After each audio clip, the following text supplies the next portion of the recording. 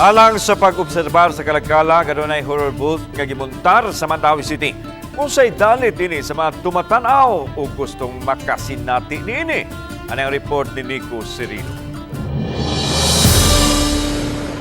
Ang karaan nga Cebu North Bus Terminal ang nahimong setting sa ilusad nga horror booth sa Mandawi. Sa ground sa property, gimontar ang mga tolda ug setup nga gipangandaman sa mga organizers. Gilusad kini sa mga opisyales sa barangay Subang Dako aron maghatag og kalingawan ug kahadlok sa kabatan-unan. Sa ilang setup, lain-lain ang mga lawak nga agian sa musubay sa horror booth ug may mga musugat kuno kanila sa sulod. Because atong mga tao na ginamhinam po ani nga event because for the past previous years wala tayong mga activities, but now since wala man ang Mandawi, we initiate here in Subang Dako nga mo buhat og horror booth. Sa entrance nga 20 pesos lang kada tawo, gipanghinaot sa mga opisyales nga suportaan ang ilang proyekto. Ang matigom nga pondo giplano sa SK officials nga gamiton sa usa ka katuyuan pagtabang sa komunidad. It's not the normal horror booth nga diretso-diretso lang, but ang sa sulod challenging kay siya sa sulod.